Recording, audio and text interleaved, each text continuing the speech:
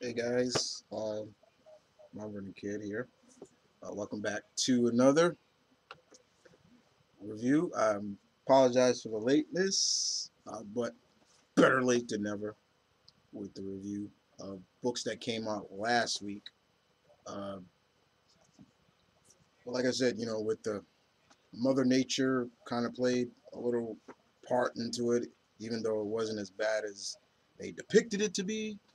But I'm here to review the books that came out last week. Um, I got a lot of books to cover, and if I speed through some of the reviews, doesn't mean I didn't hate the book.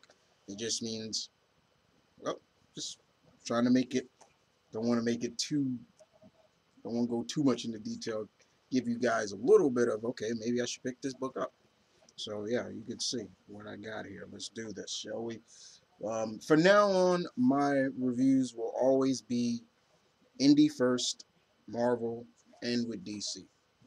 So we're gonna kick it off in Dark Horse with Captain Midnight number 19.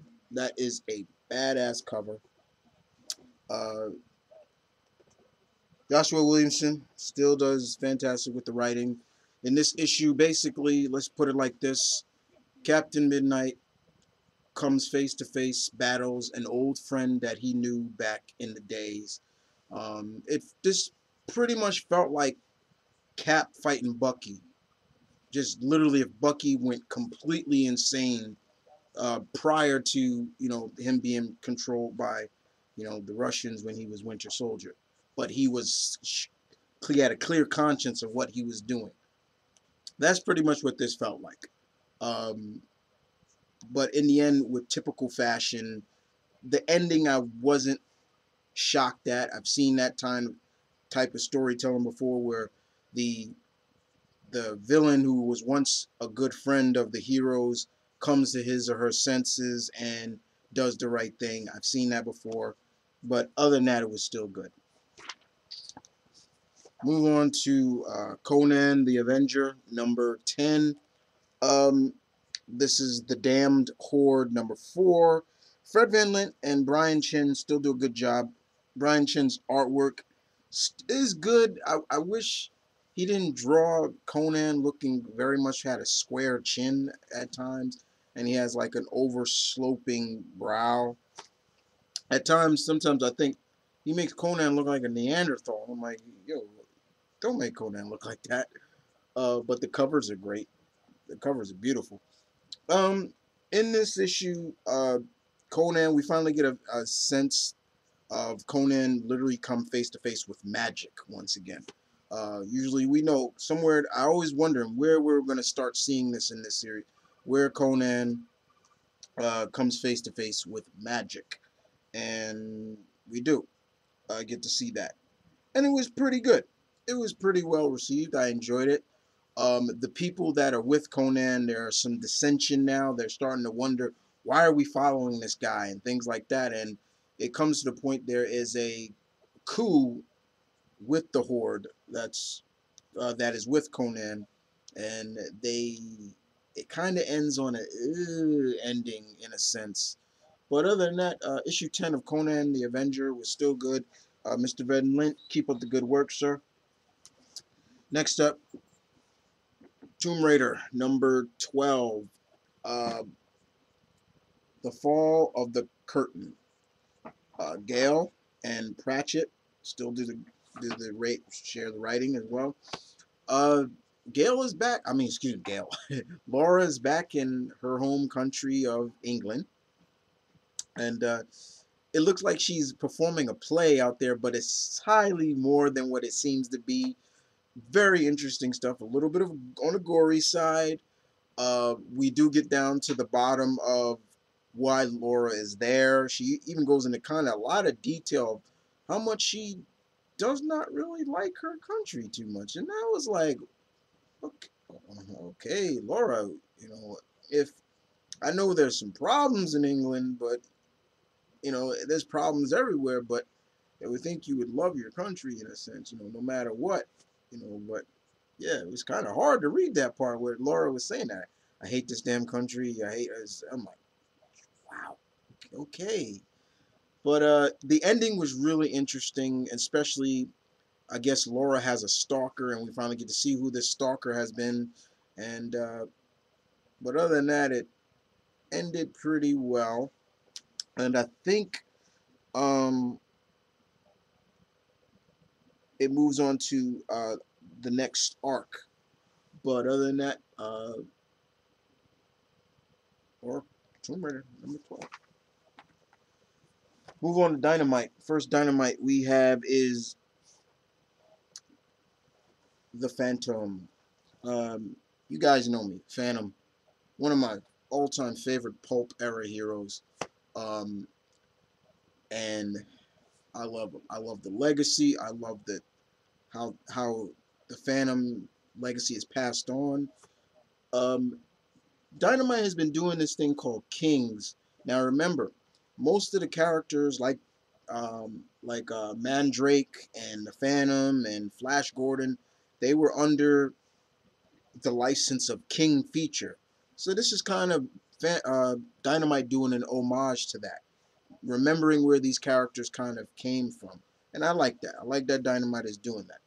So in this first issue, um, in this issue, basically the art writer is Brian Clevinger, and the artwork is done by Brent Schooner. If I butchered your name, so I apologize. Uh, so in this is not the Phantom. This is not Kit Walker. This is not someone of the family legacy, the Walker legacy, in a sense. This is a new Phantom, um, who has just taken up the mantle till they find the real bloodline. And believe it or not, this Phantom is black. Whoa! I thought that was really interesting. Um, he's actually black, so it was actually really cool to see. In this issue, this new Phantom, who goes by the name of Lotar uh, Kiwabe, is he takes up the mantle, takes up the mask, takes up the ring, the guns, the belt, the purple suit, everything, and keeps the country of and Bengali knowing that he's still around. The ghost who walks is still around, and they play this up really well, which is really good. But an old enemy from the Phantom's past comes back in a new form, and of course the Phantom has to deal with it, along with the Phantom's trusty assistant, Gunnar, Guran. So it's really cool to see, and I'm really interested in seeing where this goes. Um, and it's also telling the what kind of man Lotar really is, and why is he doing this, and not just going to look for the next bloodline in the because he's not the what is he the he's supposed to be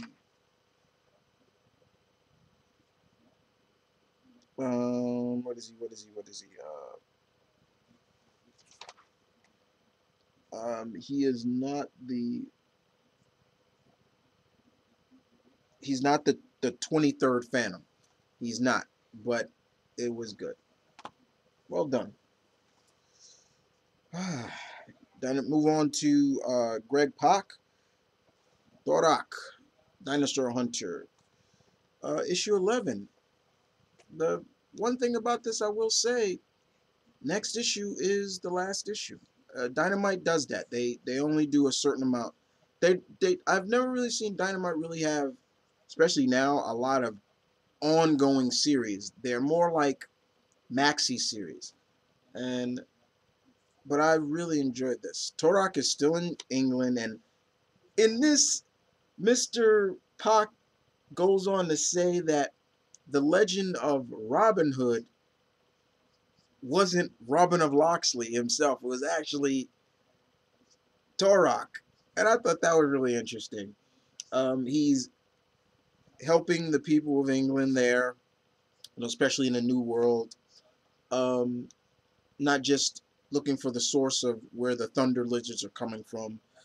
Paul Tobin's artwork is good, but I wish it was a lot better. I wish I wish this was kind of the artwork. The cover art was the artwork.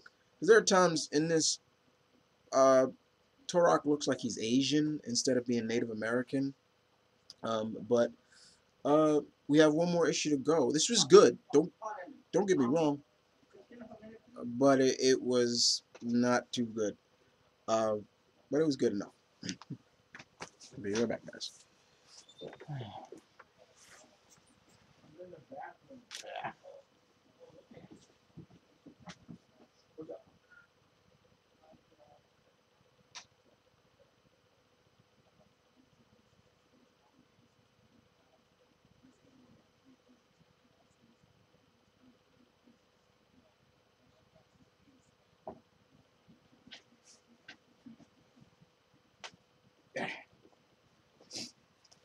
Oh, okay. Sorry about that, guys. Duty calls sometimes.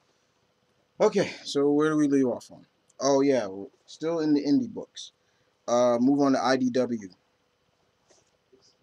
Teenage Mutant Ninja Turtles, Ghostbusters. Final issue of this miniseries. Um, I love this cover. This is a great cover. This was good. First of all, overall, the whole miniseries was great. And to answer Gabi's question, yes, I would love to see another crossover between these two franchises. Maybe Ghostbusters going into the Turtles New York, which would be really interesting. Um, I love the relationships that each turtle had with one of the Ghostbusters. That was really well. I love how they defeated uh, Chi Yu, the ghost that was they were fighting. I love the respect that Winston gave Leonardo, and Leonardo gave it right back. Um, this was just really, really good, very entertaining. I will agree also if they do another Teenage Mutant Ninja Turtles Ghostbusters 2, uh, have the people that did this one come back. This was really good. I don't want to. There's not. I need to say that just because I grew up with these franchises. All right, so it was not even me saying it was bad. It was really good. All right, let's move on to we're in Image.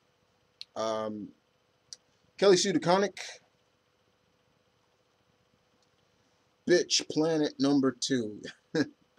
um, girls fighting for their lives and their freedom. Uh, this continues to get more interesting and more interesting by the second. One of the prisoners, female prisoners, what's her name? Congo? Yeah. Starting to really get intertwined with the other prisoners of this of Bitch Planet, pretty much. The real name of the prison is called, what's it called? Um, the Almoxery Complex Outpost, but it's called AKA Bitch Planet.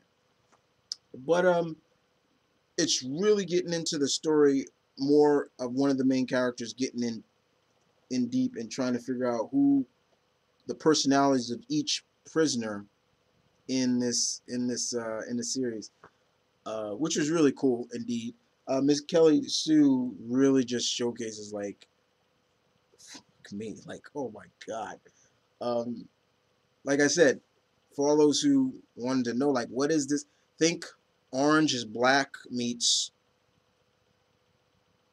uh, any space kind of team. It's good stuff though. But I will admit, and I have to put that out there. Yes, there is some major nudity and things like that. I'm not joking about that. All right, move on to Valiant. Exo-Man of War #32. Enter the Armories. This this is the next arc. I think this is the final arc of Enter the Armories. The Armories are these kind of armor-powered characters who have tried to disable Alric, Exo-Man of War. And at the last issue, they kind of felt like they did with they felt that they may have had found Alric and the Exo Man of War armor's weakness.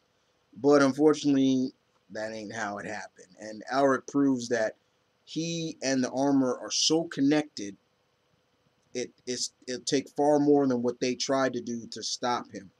And Alric shows them why don't fuck with him or the armor. And I was like, that is exactly what I read back in the early 90s when I was reading Exo Man of War. And, you know, still, he's still just a badass character. Very good stuff. All right. We end all the indies with Xenoscope. First off, Dark Shaman, number 4. Out 4. This is the last part of this miniseries. I'm so glad I picked this up. Dark Shaman number 4. First one, that's a beautiful cover. Xenoscope always has beautiful covers. Mr. Helvlin, good job. So Kobe, one of the main characters, finally comes to realize about her past and her heritage, and she battles the Dark Shaman because it's only her and her boyfriend left because the shaman has been killing the rest of her friends. And she proves, without a shadow of a doubt, is that she is really connected now back with her people, in a sense, which is really good. Uh, but the story was really not just about revenge or finding one's past. It was more about family, and I thought that was really interesting, especially at how they ended this title. Um, and I thought it was great, very good indeed. Not going to spoil too much, but it was good. The I'm looking forward to next. I think it's next week or so with uh, Meredith Finch doing Grim Fairy Tales version of the Little Mermaid. I'm looking forward to that. I got to see that. I got to read that. It comes out. Here's a glimpse of it right here.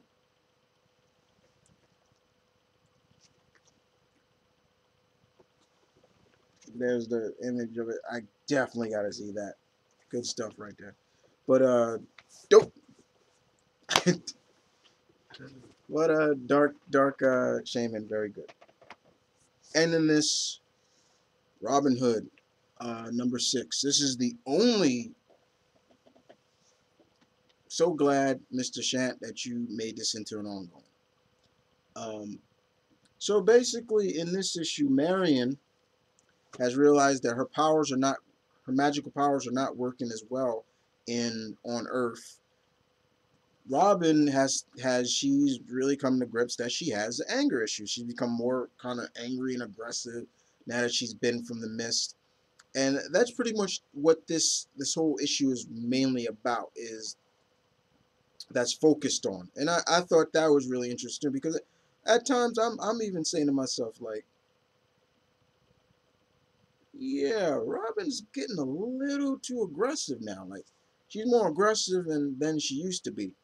And we kind of get down to the bottom of it, um, especially why Marion's powers are not working the way they are, and maybe what's going on with Robin. But of course, there's a cult involved as well, and it's really good. Good job, Mr. Shant, on the title. Keep it up, as always, sir. You'll still have my support. All right, so we move on to Marvel. All right, and all these titles, the codes are available. So, like I said on Twitter, it's very important to watch out for this. So we started off with All New Invaders, number 14. I think this series is coming to an end too. Shame. This was a good series. I love this. Mr. Robinson, you did a great job on this. Um, I'm not the one thing I'm not gonna say. I'm say this right now, Mr. Robinson. I'm not quite sure how I feel about Jim Hammond's old partner, Toro being back. Um, and I'm not really how I feel about you now saying that he's an Inhuman, because he's always been classified as a mutant. He's one of the oldest mutants. He's a mutant. But now that you're saying that he was kidnapped by Martians and he lived, and I'm like, oh, all right, you know. But still, the point of me is like, is this the only way you guys can bring back somebody? Is like say, well, he was actually kidnapped by this, and but it, but other than that, that's pretty much the main focus with Jim and Toro. Um, First of all, I gotta say this: Jim Hammond's uniform, badass. I like that. It looks like a combination of um, of Cap's uniform that he wore when he was leading the Secret Avengers and things like that. Um, and I love the fact him and Toro and you know Jim are just having just having a good time until it gets to when they're fighting a lot of Nazis, and yeah, that's where it starts getting really interesting, especially for Toro as well at the end of this issue. But um, Toro's really still playing catch up with a lot of stuff. He acknowledges that he likes Falcon, as Captain America. He's things like that. This was really good.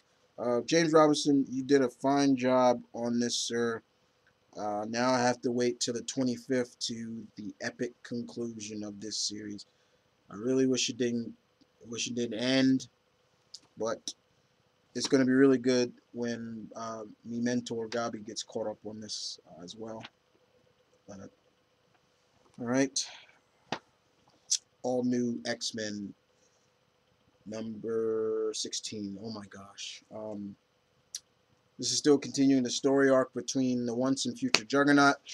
There are characters that the Sidorak is calling to. I had no idea. Like, I was shocked at some of these choices. But I will say this. If we get a female Juggernaut, ooh, I'll be happy about that. I'll be kind of interesting. That'd be kind of interesting. I'm not going to spoil who that female is. I'm not going to spoil who a lot of these mercenaries are. But I will say this: there is a familiar face in the pile as well who enters the fray, and then there's Piotr. I'll have to say this as well. I gotta agree. Once again, I want to believe you, Piotr. I want to believe you, comrade.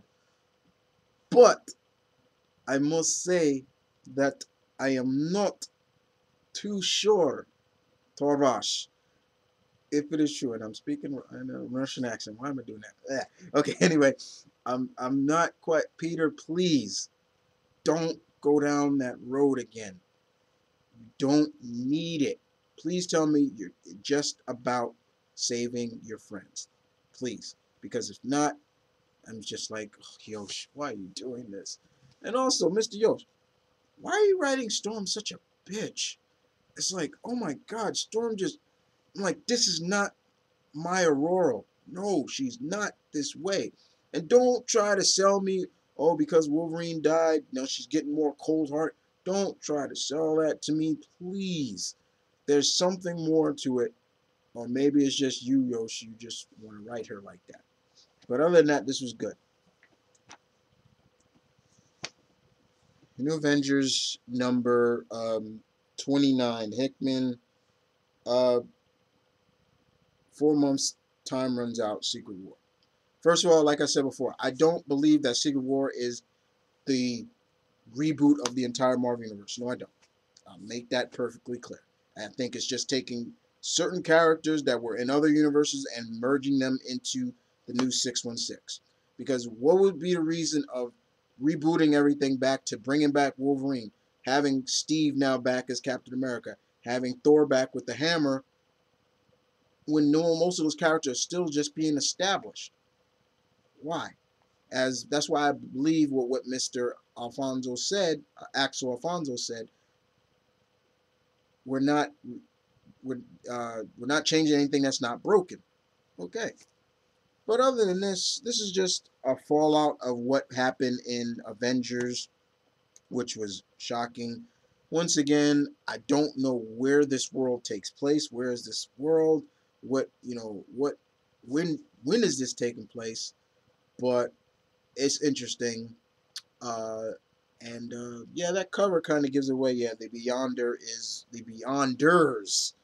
is back. And I will show you them. First of all, yo, Hank, I dig you with the full beard, dude. Nice bat, not bad. I got what's with everybody now with the full bearded look? And I'm not joking. Um, uh, Brian Brian Braddock has it. Here's Reed. Look at Reed with the full on beard. Reed has a full on beard. Uh, who else? Uh, that's pretty much it that I can think of right now. But other than that, they realize that worlds are dying, and so it kind of plays up what's going to happen in Secret Wars. But it's the Beyonders, not just one. He says, "Here are the Beyonders." They look a lot like they look like Solarians a little bit, but yeah. All right, next up, Spider-Man 2099. Mr. David, I know you created this character. I know you wrote it back in the days because I read it. So happy that you're still writing it now. This was good. Miguel and Lady Spider may go to May's world, and we get to kind of see some of her villains. The steampunk version of the Sinister Six, Doc Ock, Electro, the Vulture, people like that. Really interesting stuff. Um, and there's a major twist at the end. I was just like, "Oh, okay." But all in all, this was just really fun. Good issue. Still just always a fun pleasure to read anytime. And it all this comes together in the last part of Spider Verse, which is number 14 of Amazing Spider. It was good. Spider-Man: The X-Men number 2. Uh, this was fun. This is just fun. Shark Girl really steps up in this big time. Um, the group and Spidey try to fight off Stegron and Sauron's dinosaur legion. And then Spidey just comes up. He says, "Okay, we give up." And it's more to a point of just showcasing like he has a plan. And we get to see something that Sauron has a freaking crush on Shark Girl. He's trying to he's trying to. There's a scene in here where he's literally trying to play tonsil hockey with her, and then I'm talking, and it was like, and then you go forward, then fast forward a little bit more, then you got Stegron like, yeah, she's mine. And it becomes now to the point where Spidey and the gang is like, you know what, let's just sit back and let them fight it out. Because there's always going to be some dissension with these so-called villain team-ups. They may have a common bond at first, but then something breaks it. And we see that. It's Shark Girl here who is their dissension. Like, okay, she's mine. And they just sit back and fight over it. And then all of a sudden, we get a cameo from Sam, Captain America. An eyeball boy wants to take a picture of him. It's like, smile, things like that. And then it's the ending. Ooh. Mr. Kalan. Ooh. Those two teaming up? Ooh. Okay. Okay. Okay. I like that. Okay. Very much. And I got to stop saying okay. But yes. Very interesting. I'm not going to spoil. Let's just say it's a Spider-Man villain and an X-Men villain teaming up. Not going to spoil who it is, but let's just say one of them is fat. Or I can give you another clue. His nickname for the X-Men villain is he comes from a race known as the Spineless Ones. Now, Thor number 4, right? This is number 4. Mr. Aarons. I straightened my beanie for you, dude. This was great. This was good. Now, in this issue, don't let this fool you too much. The two Thors don't really fight. However, you clearly can see that Thor is impressed, but he feels like he's lost his another arm, literally, because Mjolnir is no longer with him. Mjolnir does some things that he never could make Mjolnir do. And it's really sad to see Thor like this. It's like he's lost a part of him. It's like he lost a brother, and named Mjolnir. And the female Thor, we still don't know who she really is, which I love that they're keeping the mystery, because at first they're saying that maybe it's Frigga, which, once again, Marvel, why are you guys saying that Frigga is Thor's mother? That's not true. That's not true. Thor's biological mother is Gaia. That's why Thor is so connected to Earth, and why Hercules and Thor are related somehow. Because, once again, Odin and Gaia had a fling at one point. Yes, it's not Frigga, but anyway, once again, I'm getting geeky ranted again. But anyway, guys, the female Thor really feels sorry for Thor, for Odin's son, and you read the dialogue in there, you're just like, man. Then there's Malekith you add into the mixture, and he's such a dick, and he's still holding Thor's decapitated arm as a trophy, and Thor, when he gets to Malekith, he's like, all right, give me back my arm. I want my arm back. And Malekith disintegrates in like, what arm? And I'm like, oh, you motherfucker. I was like, oh. But seeing the two Thors battle together was great. There is a scene in here that proves that that's not Thor's mother, and I thought that was well played. But it's good. This was really good. I can see why this was Gabi's pick of the week. Unfortunately, I don't do pick of the weeks, guys. But this was good. I might have an interesting idea who this new Thor is. It's just a theory, and if I'm wrong, I'm wrong, and I'll let you guys know who it is right now. I'm thinking the new Thor is actually Jane Foster. Yeah, that would not shock me if that's Jane Foster. All right, so we end this on Rick Remender, Daniel Acuna, Uncanny Avengers #1. Or should I say Uncanny Avengers, what are they really supposed to be on?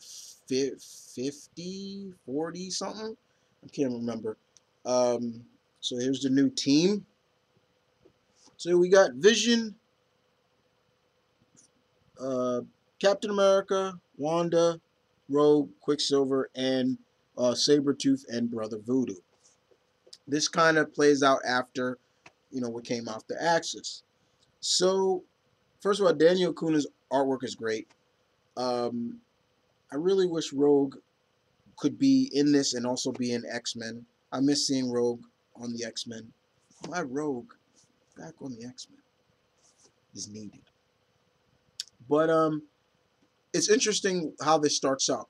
Now, they're still playing up the factor that Magneto may not be the twins' father.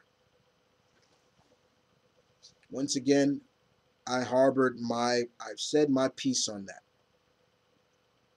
Mr. Remender, I don't feel that was needed. Just to get a buzz out of everybody, to play that up. Why are you messing with 40 plus years of history, of established history, of we knowing that Wanda Maximoff and Pietro Maximoff have always been the children of Magneto. Why are you messing with that now? So literally now Magneto only has what, one child now, which is Laura Dane, and who knows? You guys probably say, "Oh yeah, he's not really," but then that'd be bullshit because it was whatever. Anyway, Wanda and Pietro are on Counter Earth, a place we haven't heard in years in the Marvel Universe, but it has still been very much around. And I loved how, and I love that they bring it back up. Vision talks about it. Vision says Counter Earth was never destroyed. It was thought to be destroyed, but it's on the other side of the sun. So I'm like, that's badass. Now um, they're trying to find answers, and on course on Counter Earth there are more animal hybrids and new men and things like that. We get to see Quicksilver and a humanoid cheetah race around the city in on Counter Earth, which is really cool. As you know, Vision, Sabretooth, Brother Voodoo, great to see Jericho back. Sam and Rogue try to find where they went, and it was good. It ends on a ooh, okay, where's this going? Because especially once again with the character who is there, um, but it gets really trippy at times. But Remender does a good job with the first issue. I did enjoy it. I'm glad to see they brought back Counter Earth. That's really cool. That and they kept the knowledge and the history intact. Um, So let's just see where it goes from here. But other than that, I'm looking forward to more. I'm looking forward to hearing when this gets sent to me, bro, because I did put this on his pull list. So yeah, good stuff. All right, end this with the DC books. Let's kick this off. Aquaman number 38. Mr. Parker. Mr. Parker. This is Maelstrom Part 4, and man, does you this really makes Mera shine as the delight, the redheaded delight that she is. Man, this was good. Still on the track of trying to where Arthur's mom is and everything like that. Oh my God, this was great. I don't want to spoil it too much, but this does play a factor with Arthur and Mera fighting these like lava rock creatures.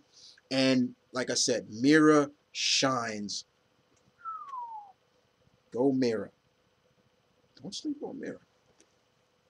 But this was good. Uh,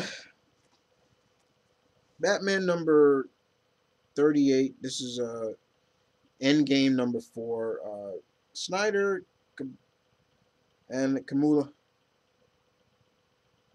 Uh, Capula. You guys are making this book trippy. With this arc is really trippy. I'm. Sometimes I feel like I'm reading this and I'm like, okay, Jim Gordon is he had a freaking axe in his chest, and then he's he gets hit with some Joker toxin, literally clearly pulls it out, and he's alive again. And I'm like, what? Huh? I'm glad Jim's alive. I don't want to see Jim Gordon die, but it's just really trippy this time. Maybe I ought to light up a blunt and then read it, because there are times I'm just tripped out by it. Um, yeah, I'm not saying I would because I don't smoke weed, never will. But it's kind of trippy. I'm sorry, it's just what it is. Uh, let's move on to Deathstroke number 4. Love that cover, badass cover. Yeah, Harley does guest star in this. Jericho, I mean not Jericho. Well, Jericho is in this, but Slade gets to realize who this mysterious employer really is, and it's not even a man; it's a female. And a lot of certain things that he thought happened, especially in the first issues, 3 issues, are coming back and realizing, hey, what's going on? It was interesting to see once again Bronze Tiger. Um, but what really stole it is where Jericho is. His son Jericho. Jericho is in Gotham, and who is finally meets up with Jericho. Yes. And I must admit, and I'm gonna show it off. I gotta admit it. DC. I love Rose's new. I love her costume. That's Rose Wilson. That's Ravenger right there, baby. Yes, Ravenger comes to her little brother's aid in Gotham and tells him, "I promise no one would ever take you again." Things like, and it was great. However, we're in Gotham, so who do you think, besides Deathstroke getting with Harley and trying to figure out where, who do you think is gonna meet up with Deathstroke? Yeah, and I will show that off to you too, because I'm nice. Dun dun dun. Yeah, Deathstroke and Batman meet up. And I love the line that Harley says. She's like, "Oh my god, oh my god, oh my god!" And once again, all I hear is you know whose voice coming out there. Oh my god, oh my god! What a cliffhanger! This is going to be the fight of the century. The world's greatest detective versus the world's most deadliest assassin. I like that. Now, I don't agree too much on that whole world's deadliest assassin thing because he should be one of them. Because the other one is actually Lady Shiva. See, you don't think I remember that stuff? You don't think I'm knowledgeable, DC? You're crazy. Anyway, let's move on to Flash number 38. Not going to spoil too much about Venditti. Wow. Um. So he basically, as the mentor says, Frank, Franken, no, Flash Punisher Flash or something like that, showcases that now people are starting to realize that, yo, something's up with Flash. Mirror Master comes back with, I guess, like some sort of new partner, a young new prodigy, and Renegade Flash here just showcases that he plays for keep. He don't give a fuck, and people are seeing this, including Iris. Yeah. Then, of course, what's going on with real Barry in the Speed Force? We're getting more in detail of the other inhabitants of the Speed that's in the Speed Force, and that was really good. But yeah, it's all about people now being aware. They're seeing this, like he nearly killed him. You know, people. It's like, dun dun dun dun dun dun. Yeah. All right, Harley Quinn number 14. Amanda Connor, you guys are just still doing a great job. But Harley's in a bit of a pickle. She's trying to balance so much.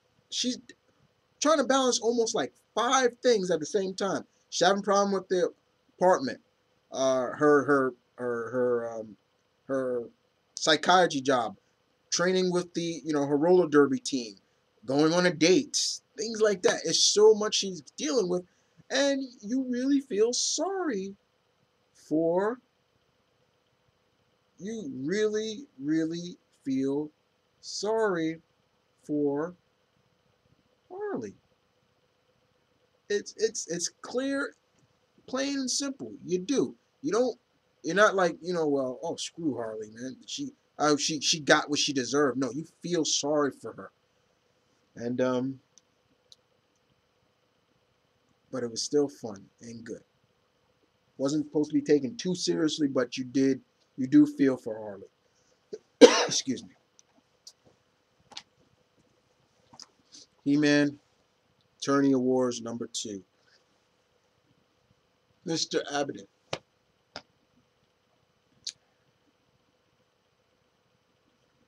Thank you. That's all I'm saying.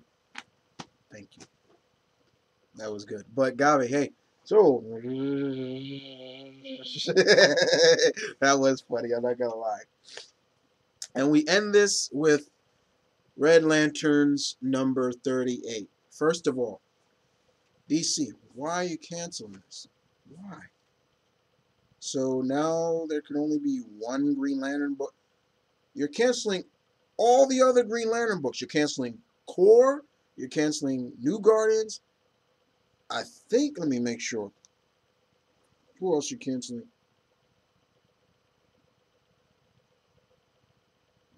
Um, yeah. But you're leaving Sinestro and Lantern and Green Lantern around. All right. Still pissed off about this. Not I will agree also with Gabi. Not much really to say, but you know, instead of zombies, as he put it, Gabi said zombies, that instead of eating your brains, they want to just kick the shit out of you. Let's put it like this. They're more like the infected zombies in Left 4 Dead. That's how they feel. That's what when I was reading this, it was just like they're full of rage. And if you ever play Left 4 Dead, the zombies don't kill you in that. They don't eat your brain. What they do is they stomp you, they punch you, they they just are rah, rah, and just beating you down. That's what this felt like. And Guy in this kind of showcases that, hey, I'm not a hero. I'm not a hero. And it's just like, man, Guy is just really kind of taking a plummet. But it was good nonetheless. Well, guys, that is all I have. I apologize for the lateness. But other than that, this is Marvin Kid saying peace, one love, stay tuned, keep real, guys, as always. The Omni Geek, High Lord, I bid you adieu, sayonara, avita zen. I am